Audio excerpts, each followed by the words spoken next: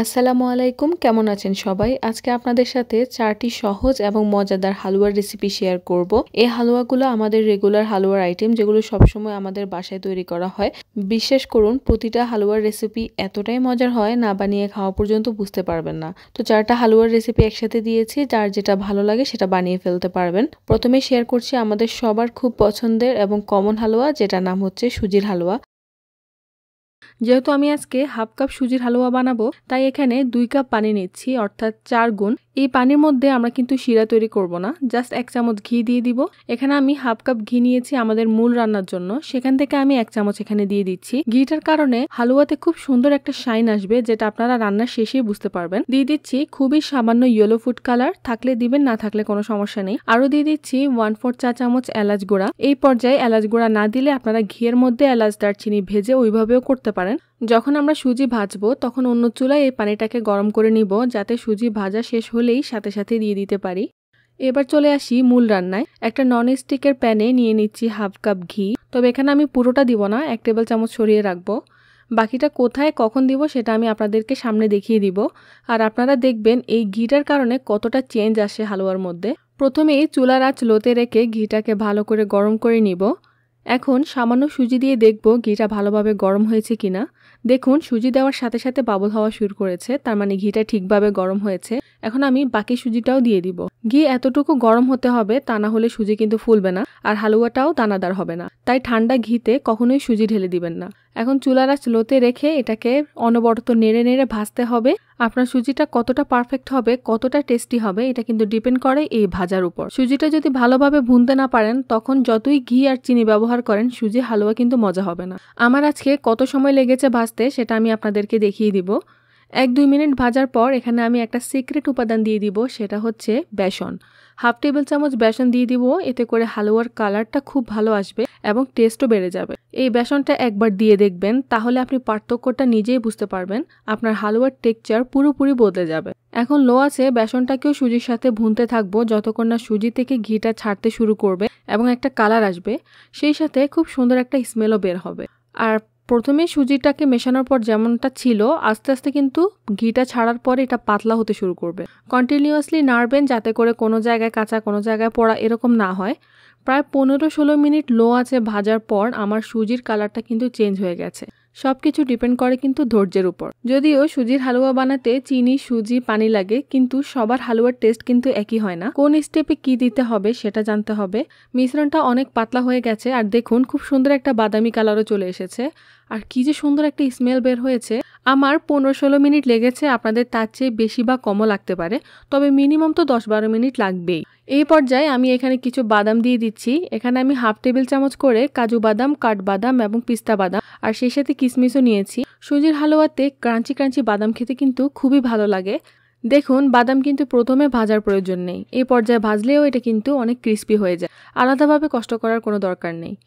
প্রথমে বাদাম ভেজে তারপর কিশমিশটা দিতে হয়, কারণ কিশমিশ তাড়াতাড়ি ফুলে যায়। আমি আসলে একসাথেই দিয়ে দিয়েছি। 30-40 সেকেন্ডের মতো ভাজলেই বাদামটা ক্রিস্পি হয়ে যাবে। দেখুন, আমাদের সুজি থেকে একটা ফেনা সৃষ্টি হচ্ছে, আর কালারটাও কিন্তু পাল্টে গেছে। এই পর্যায়ে আমি এখানে পানিটা অ্যাড করব। পানি কিন্তু অবশ্যই ফুটন্ত গরম হতে হবে, কিন্তু তার আগে আমি চুলাটা অফ করে দিলাম। এক হাতে গরম পানিটা ঢালবো আর অন্য হাতে মেশাতে থাকবো। নেড়ে চেড়ে ভালো করে মিশিয়ে নিব। যখন সম্পূর্ণ পানিটা ভালোভাবে মিশে যাবে, তখন আমি চুলাটাকে একদম কম আঁচে জ্বালিয়ে দিব। এখন আমি এটাকে ঢেকে দিব। চুলার আঁচ একদম লোতে রেখে মিনিমাম 2-3 মিনিট এটাকে এভাবে রাখবো, এতে করে সুজিটা শিরা খেয়ে ফুলে যাবে। আর এই সুজিটা পরের দিন খেলেও আপনার কাছে ড্রাই লাগবে না, অনেক সফট আর রসালো লাগবে। মাঝে একবার খুলে নেড়ে দিব। দেখুন, 2-3 মিনিট পর সুজিটা পুরো পানি টেনে নিয়েছে আর অনেকটা ফুলেও গিয়েছে। মনে হচ্ছে অনেক ড্রাই হয়ে গেছে, তাই না? কিন্তু দেখুন, আমরা চিনিটা দেওয়ার পরে এটার অবস্থা কি হয়। এখন আমি এর মধ্যে দিয়ে দিচ্ছি হাফ কাপ চিনি। যতটুকু সুজি নেবেন ঠিক ততখানি চিনি আর ঠিক ততখানি ঘি। সিম্পল এই রেশিওটা মনে রাখলেই হবে। চিনিটাকেও আস্তে আস্তে মেশাতে থাকবো। চুলার আঁচ কিন্তু লোতেই থাকবে। চিনিটা দেওয়ার কয়েক সেকেন্ডের মধ্যেই এটা গলে যাবে, যেহেতু সুজিটা গরম। আর চিনিটা মেশানোর পরে একটা ম্যাজিক দেখতে পাবেন। দেখুন, হালুয়ার কালার পুরোপুরি চেঞ্জ হয়ে গেছে আর অনেকটা পাতলা হয়ে গেছে। সমস্যা নেই, এটাকে আরও 1 মিনিটের জন্য ঢেকে দিব। আরও 1-2 মিনিট পর হালুয়ার টেক্সচার দেখলেই বোঝা যাচ্ছে এটা হয়ে গেছে। ঘি ছাড়ছে কিন্তু সাইড দিয়ে। এখন এর মধ্যে আমি বাকি ঘিটুকু ঢেলে দিচ্ছি। শেষের দিকে এই ঘিটা দেওয়ার কারণে হালুয়া থেকে খুব সুন্দর একটা স্মেল আসবে, সেই সাথে একটা শাইন তৈরি হবে যেটা ঠান্ডা হয়ে যাওয়ার পরেও থেকে যাবে। ঘিটাকে ভালো করে মিশিয়ে নিলেই তৈরি হয়ে যাবে মজাদার হালুয়া। হালুয়াটাকে একটা সার্ভিং বলে নিয়ে নিচ্ছি। হালুয়াটার টেক্সচার, কালার, কনসিস্টেন্সি দেখলেই বুঝতে পারবেন কতটা মজা হয়েছে। এই হালুয়াটা আপনারা শবে বরাতে বানাতে পারেন, ব্রেকফাস্টেও তৈরি করতে পারেন। এখন আমি তৈরি করে দেখাবো হালুয়ার জগতের রাজা বুটের ডালের হালুয়ার রেসিপি, যেটা খুবই কমন, সবার ঘরে ঘরে তৈরি করা হয়। আর এই হালুয়াটা বানাতে কিন্তু খুবই সহজ। চলুন তাহলে রেসিপিটা দেখে নেই। প্রথমে আমি 2 কাপ ছোলা বুটের ডাল পানিতে ভিজিয়ে রাখবো। সারা রাত ভিজিয়ে রাখতে পারলে ভালো হয়, তবে হাতে সময় না থাকলে 4-5 ঘন্টাও ভিজিয়ে রাখতে পারবেন। জাস্ট সাথে একটু বেকিং সোডা দিয়ে দিলেই হবে। ভেজানোর পর এটাকে 2-3 বার ভালো করে কচলিয়ে ধুয়ে নিতে হবে। বুটটাকে আমি প্রেসার কুকারে সিদ্ধ করব, সেজন্য এর সাথে আমি 3 কাপ দুধ দিয়ে দিব। যদি চুলা জাল করেন তাহলে 4 কাপ দুধ নেবেন। কিছু গোটা গরম মশলা যেমন এলাচি, দারচিনি, তেজপাতা দিয়ে দিব। এখন এটাকে আমি 20 মিনিট সিদ্ধ করে নেব। 20 মিনিট পরে বুটটা একদম সিদ্ধ হয়ে গেছে। এখন এর মধ্যে থেকে গরম মশলাগুলো তুলে ফেলে দিব। তারপর এটাকে একটা ব্লেন্ডার জারে ব্লেন্ড করে নিব। আগে মানুষ এটাকে পাটায় বেটে নিত, আর এখন ব্লেন্ডারে পাটার চেয়েও বেশি মিহি করা যায়। কাজটা অনেক সহজও হয়। একটা ননস্টিকের প্যানে দিয়ে দিচ্ছি 1/2 কাপ ঘি। চুলা মিডিয়ামে অন করে দিয়েছি। এখন আমি ব্লেন্ড করা বুটের ডালটাকেও দিয়ে দিব। মিডিয়াম টু হাই হিটে প্রথমে ডালটাকে প্রায় 10-15 মিনিট একটু রান্না করে নিব।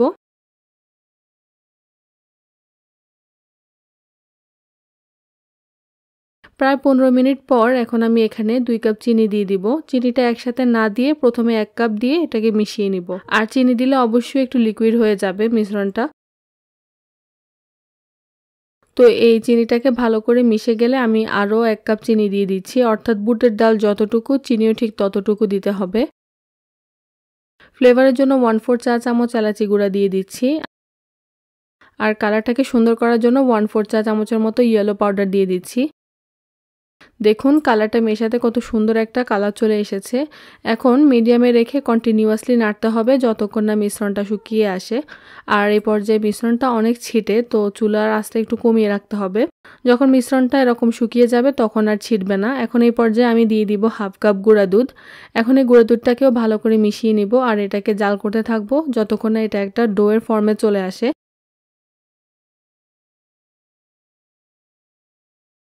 দেখুন এটা অনেকটাই ডোয়ের ফর্মে চলে এসেছে আর উঠে উঠে আসছে পাতিল থেকে। এখন সবশেষে আরও 1 টেবিল চামচ ঘি দিয়ে আমি এটাকে তুলে ফেলবো। শেষের দিকে ঘি দিলে একদম টাটকা ঘিয়ের ফ্লেভারটা পাওয়া যায়। আর হালুয়া টাইপের জিনিসে যত ঘি দিবেন ততই মজা হবে।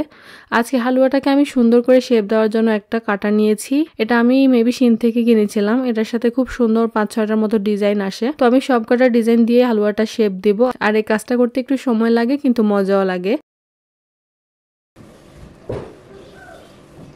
এখানে অনেক পিস হবে। 2 টেবিল চামচের মতো করে করে ডাইসের ভিতরে দিয়ে প্রেস করে বানিয়ে ফেলবো। এখন গার্নিশিং এর জন্য উপরে কিছু কাঠবাদাম কুচি, পেস্তা বাদাম কুচি দিয়ে দিব। আর রাজকীয় লুক দেওয়ার জন্য একটু শুকনো গোলাপ পাপড়ি ছিটিয়ে দিব। আর হ্যাঁ, হালুয়াটাকে আপনারা এয়ারটাইট বক্সে নরমাল ফ্রিজে রেখে অনেকদিন পর্যন্ত খেতে পারবেন। এখন আমি যে হালুয়াটা তৈরি করব, এই হালুয়াটা একবার খেলে আপনার স্বাদ সারা জীবন মনে থাকবে, এতটাই টেস্টি হয়। আর আমার পার্সোনালি খুবই পছন্দের একটা হালুয়া। আর এখন তো শীতকাল, বাজারে প্রচুর পরিমাণ গাজর পাবেন, তো অবশ্যই এই রেসিপিটা একবার হলেও ট্রাই করবেন। আশা করছি আপনি 100% স্যাটিসফাইড হবেন। এখানে আমি 1 কেজি গাজর নিয়েছি। গাজরগুলো যদি একটু বড় হয় তাহলে ভালো হয়, দ্রুত গ্রেট করে ফেলা যায়। তো প্রথমেই গাজরটাকে ধুয়ে ছিলে নিচ্ছি, তারপর এটা দুই পাশের অংশটুকু কেটে ফেলে দিব। এখন গাজরগুলোকে 5 মিনিটের মতো পানিতে ভিজিয়ে রাখবো, তাহলে কষ থাকলে সেটা বেরিয়ে যাবে। এতে করে গাজরটা আর কালো হয়ে যাবে না। এখন গ্রেটারে যে ছোট সাইডটা আছে সেটা দিয়ে গাজরটাকে গ্রেট করে নিব। একদম পাতলা মিহি করে কুচি করতে হবে। এই যে দেখতে পাচ্ছেন ঠিক এই রকম। আর চাইলে বড় গ্রেটারগুলো দিয়েও করতে পারেন, তাহলে দ্রুত হয়ে যাবে। এই কাজটা করতে একটু কষ্ট হয়, তা না হলে বাকি কাজে আর কোনো ঝামেলা নেই। গ্রেট করতে করতে হাত একেবারে ধরে যায়, তবে অনেকজন মিলে করলে দ্রুত করে ফেলা যায়। সবগুলো গাজরকে গ্রেট করে নিয়েছি। দেখুন এরকম মিহি হতে হবে। এখন চলে যাচ্ছি রান্নায়। একটা ননস্টিক প্যানে দিয়ে দিচ্ছি 2 টেবিল চামচ ঘি। ঘিটা হালকা গরম করে দিয়ে দিচ্ছি গ্রেড করে রাখা গাজর। চুলার আঁচটাকে মিডিয়ামে রেখে প্রথমে 10-12 মিনিট গাজরটাকে ভেজে নেব। এতে করে গাজরের কাঁচা স্মেলটা চলে যাবে, আর যদি পানি বের হয় সেটাও শুকিয়ে যাবে। 10-15 মিনিট ভাজার পর এখন দিয়ে দেব 1 কাপ চিনি। তবে যারা চিনি কম খেতে পছন্দ করেন তারা হাফ কাপও দিতে পারেন। চিনিটা দেওয়ার পরে দেখতে পারবেন কালারটা কিছুটা চেঞ্জ হবে আর অনেক পানি ছাড়বে।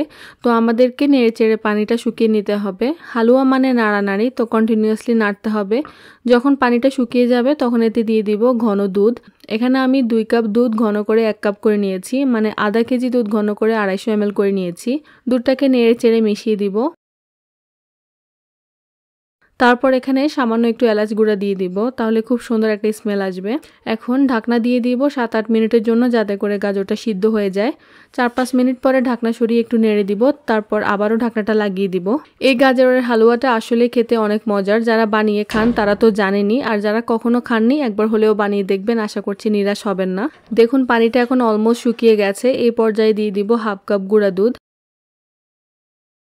আর দিয়ে দিব 1 টেবিল চামচ ঘি। এই দুটো একসাথে মিশে ইনস্ট্যান্ট মাওয়া তৈরি হয়ে যাবে। আর এই ইনস্ট্যান্ট মাওয়ার জন্যই বা এই গুঁড়া দুধের জন্যই গাজর হালুয়াটা এত মজার হয়, মানে খাওয়া শুরু করলে আর স্টপ করা যাবে না, এতটাই মজার। তো গুঁড়া দুধটাকেও ভালো করে মিশিয়ে নিতে হবে। দেখুন এখানে কিন্তু আর পানি নেই, একদম শুকিয়ে গেছে। সামান্য যেটা দেখা যাচ্ছে এতটুকু তো থাকতেই হবে, পুরো শুকিয়ে ফেলা যাবে না, তাহলে গাজর হালুয়াটা একটু সফট হবে। এখন এখানে কুচি করা বাদাম দিয়ে দিচ্ছি। বাদাম কুচিটা দিলে অনেক মজা হয় খাওয়ার সময় যখন দাঁতের নিচে পড়ে। এখানে আমি কাঠবাদাম আর পেস্তা বাদাম দিয়েছি, আপনারা চাইলে শুধু কাঠবাদামও দিতে পারেন। বাদামটা দেওয়ার পর আরও কিছুক্ষণ নেড়েচেড়ে নামিয়ে নিব। তবে সবার শেষে আমি আরও 1 টেবিল চামচ ঘি দিয়ে দিব, এতে করে একদম টাটকা টাটকা ঘিয়ের ফ্লেভারটা আসবে। তৈরি হয়ে গেল খুবই মজাদার শাহী গাজরের হালুয়া। এখন এই গাজর হালুয়াটাকে আমি সার্ভিং ডিশে নিয়ে নিচ্ছি। উপর দিয়ে কিছু সাদা ইনস্ট্যান্ট মাওয়া দিয়ে দিচ্ছি, এটা অপশনাল। এই মাওয়া বানানো খুবই সহজ, জাস্ট গুঁড়া দুধের সাথে ঘি মিশিয়ে চেলে নিলেই হয়ে যায়। দিয়ে দিচ্ছি কিছু বাদাম কুচি। কেমন লেগেছে আজকের হালুয়াটা কমেন্ট করে জানাবেন। ভালো লাগলে একটা লাইক দিয়ে দিবেন, আর অবশ্যই বাসায় একবার হলেও ট্রাই করবেন। সুজি যেহেতু আমাদের সবার বাসাতে আছে, তাই ভাবলাম সুজির আরও একটা হালুয়ার রেসিপি শেয়ার করি। এটা হচ্ছে সুজির মোহনভোগ হালুয়া। এটা খেতে তো আরও বেশি মজা। চলুন তাহলে রেসিপিটা দেখে নেই। প্রথমেই একটা প্যানে নিয়ে নিচ্ছি 2 কাপ দুধ, তার সাথে দিয়ে দিচ্ছি হাফ কাপ মিল্ক পাউডার। একটা হুইস্কের সাহায্যে মিশিয়ে চুলা জ্বালিয়ে এই দুধটাকে একবার বলক তুলে নিব। আপনারা চাইলে গুঁড়া দুধটা স্কিপ করে এখানে 1 লিটার দুধ ঘন করে 2 কাপে নিয়ে আসতে পারেন। দুধে বলক চলে আসলে এটাকে একপাশে রেখে দিব। এখন একটা প্যান লো হিটে গরম করে দিয়ে দিলাম হাফ কাপ সুজি। লো হিটে রেখে অনবরত নেড়ে চেড়ে সুজিটাকে হালকা ব্রাউন করে ভাজতে হবে। সুজিটাকে যত সুন্দর করে কম আঁচে রেখে ভুনতে পারবেন, সুজির স্মেলটাও ততটাই সুন্দর হবে। আর এভাবে ভাজার কারণে সুজিটা দানাদারও হবে। অনেকক্ষণ যাবত ভাজার পর সুজির কালারটা চেঞ্জ হয়ে গেছে আর খুব সুন্দর একটা সুঘ্রাণও বের হয়েছে। এখন এর মধ্যে দিয়ে দিব হাফ কাপ ঘি, অর্থাৎ আমরা সুজি যতটা নিব ঘিও ঠিক ততটাই নিব। সুজির হালুয়াতে ঘি মাস্ট, একটা কি ইনগ্রেডিয়েন্ট বলতে পারেন। এটা কোনোভাবেই সাবস্টিটিউট করা যাবে না। তবে কেউ যদি টেস্টের কম্প্রোমাইজ করতে চান তাহলে অর্ধেক তেল অর্ধেক ঘি দিয়েও বানাতে পারেন। ঘিটা দেওয়ার পর 30 সেকেন্ডের মতো ভেজেই এর মধ্যে দিয়ে দিব কিছু গোটা মশলা। দিয়ে দিচ্ছি 2টো এলাচ, 2 টুকরো দারচিনি এবং একটা তেজপাতা। গরম মশলাটাকে প্রায় 40 সেকেন্ডের মতো ভেজে নিব। ভাজা হয়ে গেলে দিয়ে দিব কাঠবাদাম কুচি। কাঠবাদামকে এভাবে কুচি করে দিলে আমার কাছে খুব ভালো লাগে খেতে। আমি আর অন্য কোনো বাদাম দিচ্ছি না, আপনারা চাইলে পছন্দ মতো যে কোনো বাদাম এখানে দিতে পারেন। আর বাদামটা এভাবে কুচি করার আরেকটা কারণ হচ্ছে আজকে আমি মোল্ডে এটা বানাবো, এই জন্য। বাদামটাকেও 40-50 সেকেন্ডের মতো ভাজলেই দেখবেন কালার চেঞ্জ হয়ে যাবে। বাদামগুলো ভাজা হয়ে গেলে এর মধ্যে আমি সেই প্রথমে রেডি করে রাখা দুধটা দিয়ে দিব। দুধটা ঢালবো আর এক হাতে মিশাতে থাকবো। এখন এটাকে নাড়তে থাকবো। এই পর্যায়ে সাবধান, অনেক সময় ছিটে গায়ে পড়তে পারে। দিয়ে দিচ্ছি 1 চিমটি লবণ। এখন লো হিটে কিছুক্ষণ নাড়লেই দেখবেন এটা ঘন হয়ে আসছে। এরকম কিছুটা ঘন হয়ে আসলেই দিয়ে দিব হাফ কাপ চিনি। চিনিটা সমান করে দিবেন, উঁচু করে দিবেন না, তাহলে দেখবেন একদম পারফেক্ট মিষ্টি হবে। এখন চিনিটাকেও সুজির সাথে ভালো করে মিশিয়ে নেব। চিনিটা মেশাতেই দেখবেন এটা কিছুটা পাতলা হয়ে যাবে, কারণ চিনি থেকে পানি ছাড়ে। কিন্তু 1 মিনিট নাড়লেই আবার এটা ঠিক হয়ে যায়। আজকে আমি মোল্ডে দিব, সেজন্য কিছুটা ড্রাই করেছি। তবে আপনারা মোল্ডে না দিতে চাইলে আরেকটু নরম থাকতেই উঠিয়ে ফেলবেন। দেখুন মোহনভোগের টেক্সচারটা কতটা সুন্দর হয়েছে, দেখে এখনই খেতে ইচ্ছে করছে। এখন হালুয়াটাকে একটা বাটিতে উঠিয়ে রাখছি। এই হালুয়া যেদিনই বানাই সেদিনই আমার আর ডায়েট করা হয় না, কারণ সুজির হালুয়া বা মোহনভোগ আমার খুবই পছন্দের একটা জিনিস। এটা বানালে আমি আর লোভ সামলাতে পারি না। যাই হোক, এখন আমি একটা মন কেক মোল্ড নিয়েছি। এই মোল্ডটা আমি শিন থেকে কিনেছি। বাংলাদেশে বিভিন্ন পেজে খোঁজ করলেই এটা পেয়ে যাবেন। খুবই উপকারী একটা জিনিস, যে কোনো সন্দেশ হালুয়া বানাতে অনেক কাজে আসে। এখন আমি 1 টেবিল চামচের মতো এখানে দিলাম। দেওয়ার পর প্লাঙ্কারটাকে প্রেস করতে হবে হাতের তালুতে নিয়ে, যাতে এটা টাইট হয় এবং শেপটাও সুন্দর আসে। তারপর সার্ভিং ডিশে রেখে প্রেস করলেই খুব সহজে বেরিয়ে আসবে, যেহেতু এটাতে অনেক ঘি আছে। এভাবে আমি সবগুলোকে শেপ দিয়ে নিব। এই কাজটা করতে কিন্তু আমি অনেক এনজয় করছিলাম। আশা করছি আজকের সবগুলো হালুয়ার রেসিপি আপনাদের কাছে ভালো লেগেছে। আপনার কাছে কোন হালুয়ার রেসিপিটা সবচেয়ে বেশি ভালো লেগেছে এবং যেটা আপনি ট্রাই করবেন কমেন্ট করে জানাবেন। সবাই অনেক অনেক ভালো থাকবেন, সুস্থ থাকবেন, এই দোয়ায় বিদায় নিচ্ছি। আসসালামু আলাইকুম।